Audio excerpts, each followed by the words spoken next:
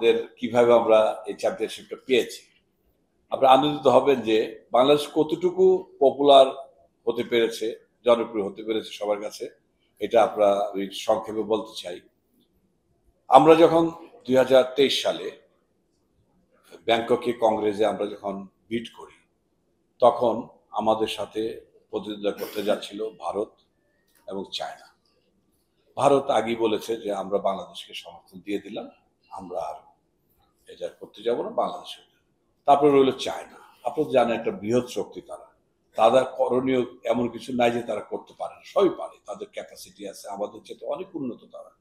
কিন্তু যখন নাকি ভোটাভুটির পর্যায়ে গেল, দেখা গেল আমরা পেলাম 14টা ভোট, চায়না পেল 10টা ভোট। তো সেক্ষেত্রে আমরা কিন্তু জনপ্রিয়তার দিক দিয়ে সবগুলো দেশের কাছে বাংলাদেশের গ্রহণযোগ্যতা অনেক বেশি। 17 সালে আমরা করেছি এশিয়ান চ্যাম্পিয়নশিপ প্রথম বাংলাদেশে, তখন কিন্তু আমাদের একই অবস্থা হয়েছে। 2009 সালে বিডিং হয়েছিল ইন্দোনেশিয়া, সেখানে আমরা কিন্তু সর্বাধিক ভোটে, তখন এশিয়ান রাষ্ট্রের অংশগ্রহণের দেশের সংখ্যা ছিল 21 কি 22। সানবিট সব দিবে সামাল।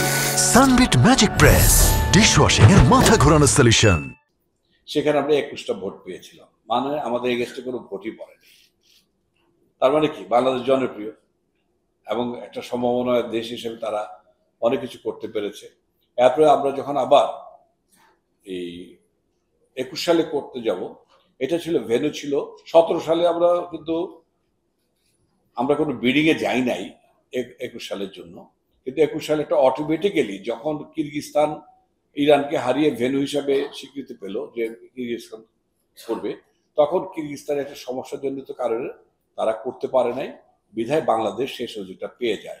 সেকেন্ড অল্টারনেটিভ ভেন্যু হিসাবে বাংলাদেশ আগেই করা ছিল, আমরা সুযোগ পেয়ে যাই এবং সেখানেও আবার কংগ্রেসের ইলেকশন হয়েছে, সেখানে আমি সর্বাধিক ভোট পেয়ে ফার্স্ট ভাইস প্রেসিডেন্ট দ্বিতীয়বারের মতো নির্বাচিত হয়েছি। এইবারও আশা করি আপনারা যদি দোয়া করেন ঠিকঠাক মতো, ইনশাল্লাহ এবার আপনাদের মুখে হাসি ফোটাতে পারবো এবং বাংলাদেশকে আরো এগিয়ে দেওয়া যাওয়ার চেষ্টা করতে পারবো। আমি এটুকু বলতে পারি, বাংলাদেশ আর্চারি ফেডারেশন এই যে বারবার পরপর 3বার ভেন্যু হিসেবে পেল, এটা কিন্তু আমাদের আতিথেয়তার সফলতার কারণেই হয়েছে। আমরা এখন পর্যন্ত যেটুকু করতে পেরেছি আমরা খুব সুন্দরভাবে করেছিলাম বলেই আমরা কিন্তু বারবার বাংলাদেশে এই পাচ্ছি, ওই হোস্ট হিসাবে আমরা সাফল্য পেতে যাচ্ছে, মানে মনোনীত হতে পেরেছি। তো যাই হোক, আমি আশা করব এই মুহূর্তে আপনাদের আর বেশি হোপ দিব না, কারণ হোপ দিতে গেলে এটাও একটা সফলতার পর্যায়ে পড়ে। আজকে আমরা বেশি সময় নিতে চাচ্ছি না আর কি। আমার মনে 1 ঘন্টা হয়ে গেছে, অনেক হয়ে গেছে। তো আমার মনে